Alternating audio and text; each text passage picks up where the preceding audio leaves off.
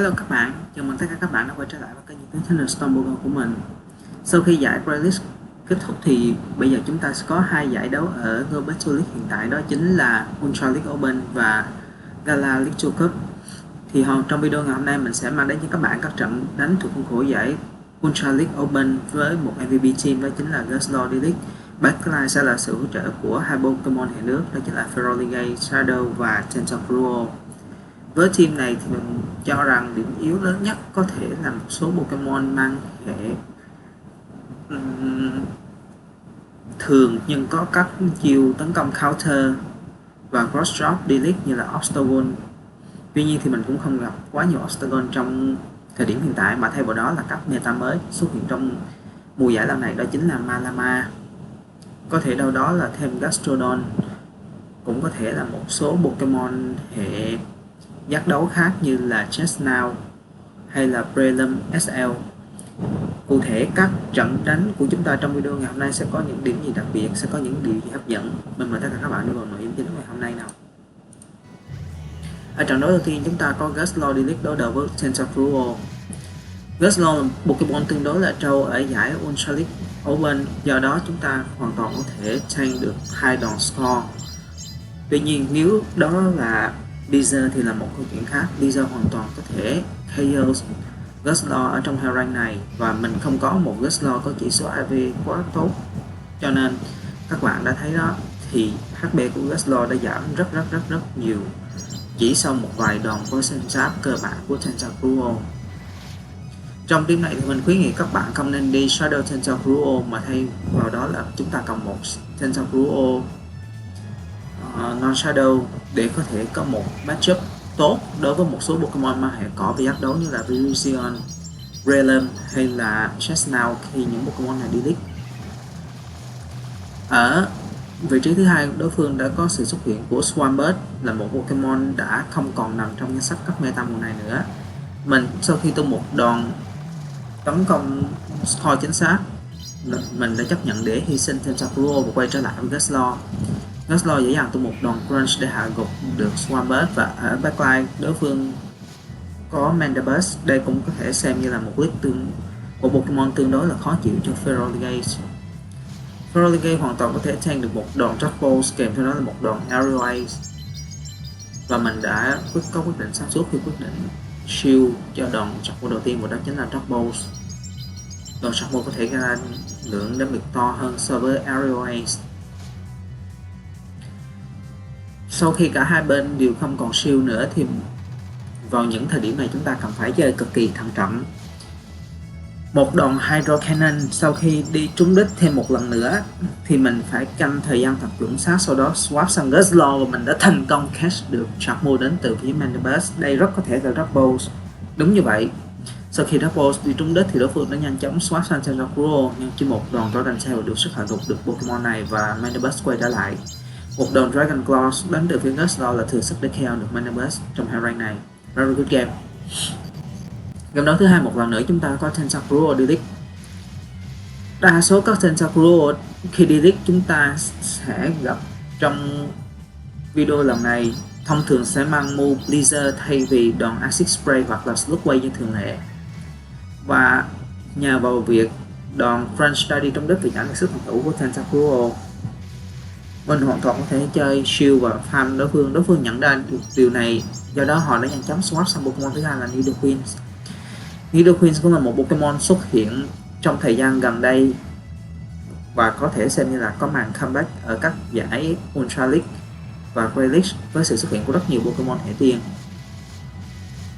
Ở Ultra League lần này thì có thể xuất hiện những Pokemon như là Slurpup hay Clefable, thậm chí là Primarina hoặc là Tapu Fini, những Pokemon mang hệ tiên nước hoặc là tiên phổ thông. Do đó Tentacruel hay là những Pokemon hệ độc khác như là Nidoqueen, Venusaur sẽ là những món vũ khí lợi hại để chúng ta thi đấu trong giải đấu lần này. Quay trở lại với trận đấu thì đối phương đã có tung ra Pokemon cuối cùng của họ, đó chính là Venusaur, và đối phương đã chơi tuyệt hay khi catch được đòn Crunch đến từ phía Ferroligate lên trên Pokemon Tentacruel đã gần hết HP. Mình đã quyết định chơi Undercharge một tí để tung ra Tentacruel và có được một ít năng lượng. Mình cũng không có một Tentacruel có chỉ số IV tốt, do đó mình không thể nào chơi được hai đòn Frenzy Blade đến từ phía Venusaur. Mình bắt buộc phải chơi tắt tay khi tung đòn Slowway ngay lập tức. Xin lỗi các bạn, tung đòn Scorn ngay lập tức và đưa Venusaur vào trong Hell Rank bằng 1 đến 2 đòn, có vẻ là 2 đòn Dragon Tail nữa mới có thể KO được Pokemon này.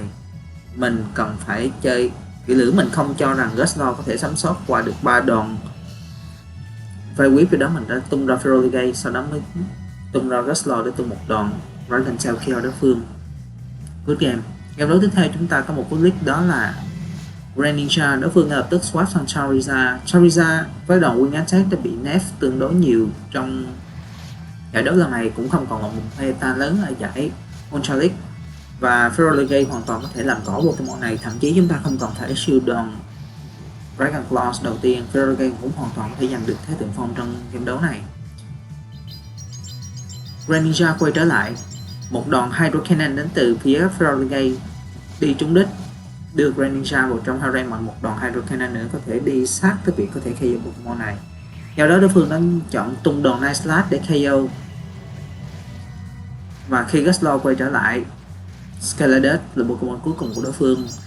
Vì đối phương tốn một turn khi swap nên mình hoàn toàn có thể thả trên alignment, chọc move trên alignment. Điều này sẽ tạo điều kiện cho đối phương không sneak được fast move. Gustlord trong tình huống này hoàn toàn có thể overfarm thêm một tí và tung thêm 2 đòn Dragon Claws. Một đòn có thể lấy shield và đòn còn lại là chắc chắn sẽ đi trúng đích. Tuy không thể khẳng định là có thể KO được Scaladus, tuy nhiên mình cho rằng đối phương cũng sẽ bằng cách nào đó swap sang Greninja, và mình đã có suy nghĩ rất đúng đắn. Tung ta Tentacruel hoàn toàn farm giao Greninja trong Hell Rank này, và đối phương nhận ra họ không còn cư nguyên kênh nào đầu hàng. Đó là good game. Game đấu tiếp theo chúng ta có Pangoro D-League. Nếu như các bạn đối đầu với một Pokemon như là Pangoro D-League và các bạn đang sử dụng Gustlord thì mình không thể swap sang một trong hai Pokemon hệ nước còn lại, bởi vì Ferroligate sẽ có một matchup tương đối là tệ với Pangoro, bởi vì đây là một Pokemon có tính spam thậm chí còn cao hơn cả Ferroligate của chúng ta. Sau khi đòn Dragon Claw thành công lấy được shield thì mình mới tung ra Tentacruel. Sau khi swap sang Tentacruel thì đối phương đã chấp nhận thả một Night Slash, sau đó cũng swap theo Ferroligate. Ferroligate của đối phương là Shadow, do đó mình hoàn toàn có thể tung một đòn Acid Spray và sau đó là Score Ferroligate của đối phương. Đòn Score trong Hell Rank này của Ferroligate là thừa sức KO, bởi vì chỉ số phòng thủ của Ferroligate đã giảm đi 2 bậc bởi đòn Acid Spray trước đó. Sau khi giành được Squeak và đang up một shield, mình có nhiều điều kiện để có thể giành được chiến thắng trong game đấu này.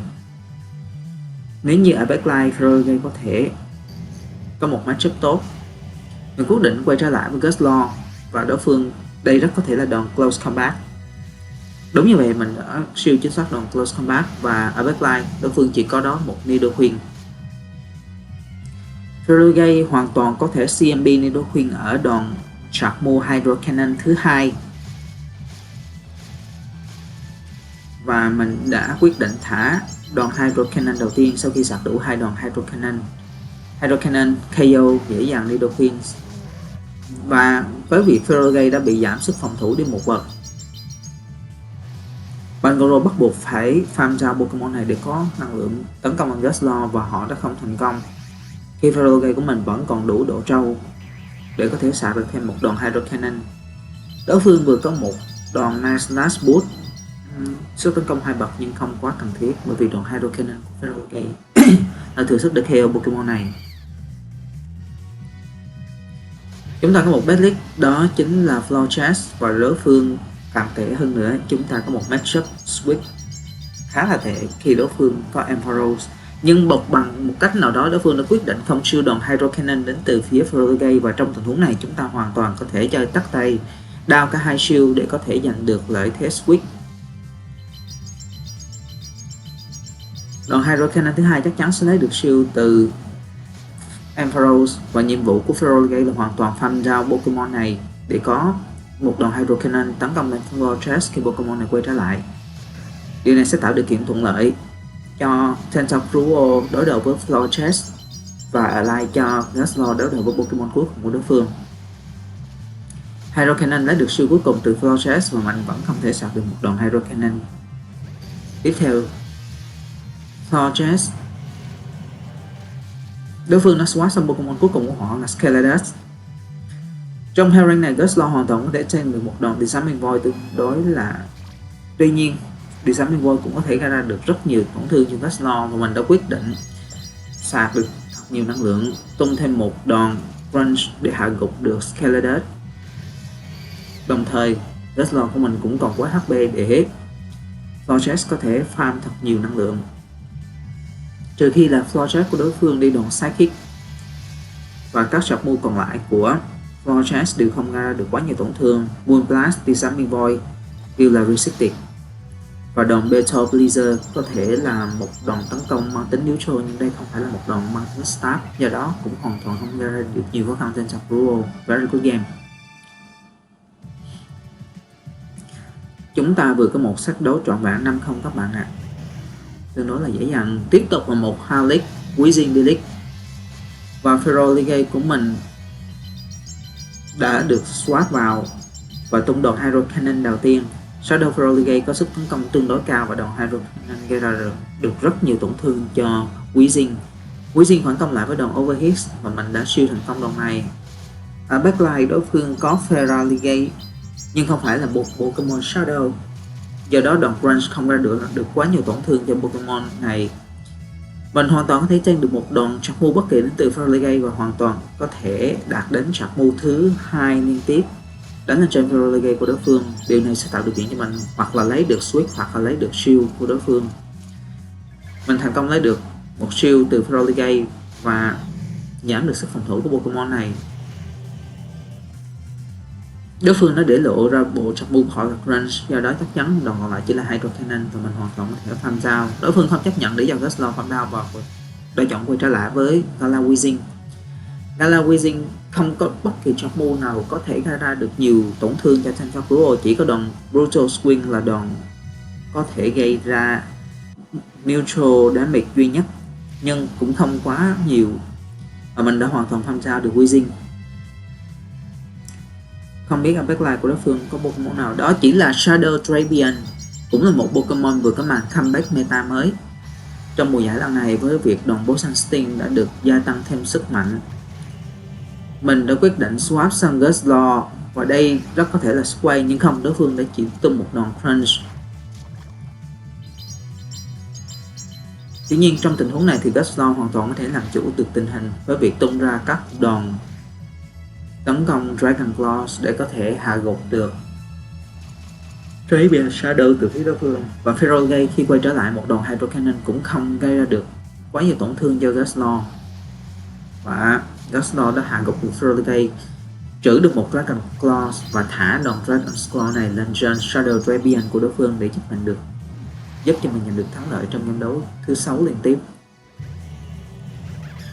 Tiếp tục là một Halic khác, chúng ta có Virizion Delic. Virizion là một Pokemon mang hệ cỏ và giác đấu, cũng là một Pokemon vừa quay trở lại meta trong mùa giải lần này. Đối phương nhận ra mình đã có được Tentacruel và ngay lập tức sau khi tung đòn Leaf Blade đi trúng đích đã swap sang Drapion. Drapion bắt buộc phải tung được 2 đòn Crunch đi trúng đích mới có thể hạ được Tentacruel. Mình quyết định tung đòn Acid Spray lên trên Drapion, sau đó quay ngược trở lại với Guslow. Nếu như Guslow có được năng lượng dẫn trước thì matchup đối đầu với Virizion cũng không có quá nhiều là bất lợi, hoặc là cũng không có thua quá xa về mặt HP so với Virizion. Và đặc biệt trong các kèo high shield thì Guslow cũng có thể đánh rất tốt matchup này. Ở việc Sweet Cloud đã giảm từ 60 giây xuống còn 50 giây thì mình sau khi tung đòn Dragon Claws này hoàn toàn có thể quay trở lại với Tentacruel để có thể đối đầu và tung một vài đòn Fast Move lên trên Virizion. Virizion tung một đòn Leaf Blade và đã KO được Tentacruel của mình. Mình lo ngại rằng ở backline của đối phương sẽ còn có một Pokemon hệ Dark Poison khác, có thể như là Shadow Skuntank, và nếu như đó là Shadow Skuntank, đúng như vậy, Từ đây có thể nói là game over cho mình, bởi vì đội hình của đối phương cả 3 Pokemon đều khắc chế được cả 3 Pokemon của mình. Rất khó để có thể vượt qua những matchup như thế này các bạn ạ. Nhưng mà đã nói trước, một Pokemon D-League như là Virizion sẽ gây ra được rất nhiều khó khăn cho team này, bởi vì team của mình là ABA yếu với các Pokemon hệ mang hệ cỏ và giác đấu. Và một đòn crunch nữa gần như chắc chắn sẽ KO được Feraligatr. Đúng như vậy. Good game. Tiếp đấu tiếp theo chúng ta có Good League, đó chính là Feraligatr Shadow. Feraligatr Shadow khi đi league cũng có thể mang đòn Ice Beam, và mình đã respect đòn tấn công này bằng cách shield cho Guslar ở ngay trận move đầu tiên, mà mình đã shield cực kỳ chính xác đòn Ice Beam. Ở backline của đối phương có Alolan, mình đã chơi tốt khi thả trên alignment và không để cho đối phương sneak bất kỳ fast move nào. Sau khi hai đòn Dragon Claws đi trúng đích thì mất đã vào trong Hell Rank mà chúng ta có thể tung ra Tentacruel và hoàn toàn Poison Charge farm down mất để có thật nhiều năng lượng lên trên Pokemon này. Mất tấn công bằng các đòn doubles, after doubles. Tuy nhiên Tentacruel của mình vẫn còn rất khỏe, và điều này khiến cho đối phương phải tung ra Pokemon cuối cùng của họ, đó chính là Guslar. Ok, kế hoạch của chúng ta đó sẽ là tung ra một vài đòn Acid Spray, và đòn thứ hai của mình là đòn Score để có thể gây ra được nhiều tổn thương hơn cho Guslar. Sau đó swap sang Guslar của chính mình và hoàn toàn Dragon Tail farm down Guslar của đối phương. Mình đã shield được đòn Slug Bomb, và khi Feraligatr của đối phương quay trở lại, mình hoàn toàn có thể tung được đến hai đòn Dragon Claws để lấy được cả hai shield cuối cùng của đối thủ. Đòn Dragon Claws đầu tiên đến từ phía Guslar, lấy được shield đầu tiên của đối phương. Tiếp tục là đòn Claws thứ hai và đã lấy được shield cuối cùng của đối thủ. Trong Hell Rank này, một Hydro Cannon là đủ để KO được Guslar, và mình cho rằng đối phương vẫn đang có trước một fast move so với Feraligatr của mình, do đó họ chắc chắn sẽ ra được trận move trước Feraligatr. Đúng như vậy. Mình cần phải thận trọng bởi vì đối phương hoàn toàn có thể swap sang mất. Đúng như vậy, mình đã tỉnh táo và đối phương xem ra không còn bất kỳ cửa thắng nào trong trận đấu này nữa. Họ đã phải chấp nhận đầu hàng. Good game. Game đấu tiếp theo chúng ta có Shadow Hippowdon D-League. Đây cũng là một Pokemon xuất hiện tương đối nhiều ở giải Ultra League lần này, với việc có nhiều Pokemon hệ độc như Tentacruel hoặc là hệ thép như Sandslash xuất hiện. Đối phương sau khi swap sang Guslar thì mình đã tung một đòn Dragon Claw, và sau đó swap sang Tentacruel và tank một đòn Dragon Claw từ phía Guslar của đối thủ. Mình hoàn toàn có thể Poison Charge farm down Guslar của đối phương để có hai đòn Score. Mình đã có được gần đầy đủ hai đòn Score, và khi Hippowdon quay trở lại, mình hoàn toàn có thể thả liên tiếp hai đòn Score. Dẫu cho sức tấn công của Tentacruel đã bị hạ đi một bậc bởi đòn Scorching Sand, mình vẫn có thể KO được hoặc là đưa Pokemon này vào trạng thái gần như bị KO bởi đòn Score. Đòn Score thứ hai có lẽ đã lấy được shield cuối cùng của Hippowdon. Đúng như vậy. Không biết cái backline Pokemon của đối phương có là gì, tuy nhiên đối phương đã phải chấp nhận đầu hàng, có lẽ là tương đối yếu so với Feraligatr. Game đấu cuối cùng của hôm nay chúng ta có Galarian Moltres D-League.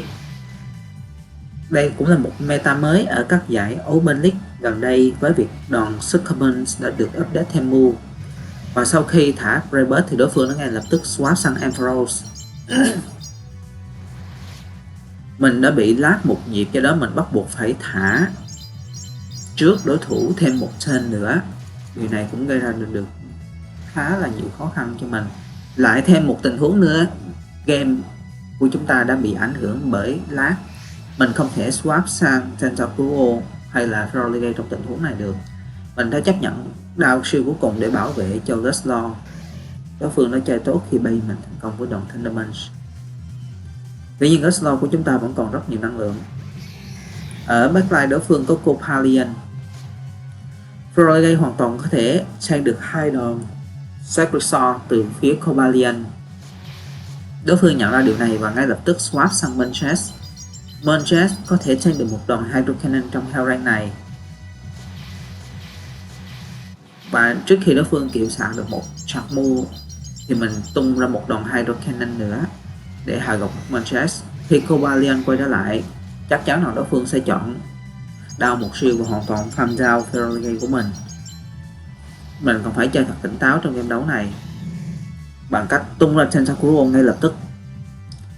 Đối phương thả trọng môn ngay lập tức nên đây rất có thể là đòn Sacred Sword. Đúng như vậy, đối phương đã mắc sai lầm trong game đấu này. Điều này tạo điều kiện cho Tentacruel của mình có thể close game đấu này cho mình bằng cách tung ra hai đòn Score. Kèm theo đó mình đã có được một chart move sẵn ở trên Guzzlord. Đòn Score đầu tiên đi trúng đích và phần việc còn lại của Tentacruel đó chỉ là tung một đòn Acid Spray để lấy shield đến từ Copalion và sau đó để cho Guzzlord endgame cho mình.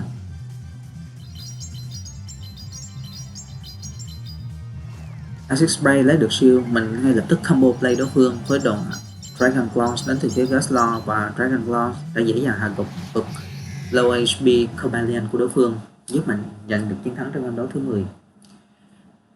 Các trận đánh của mình trong video ngày hôm nay đến đây là kết thúc.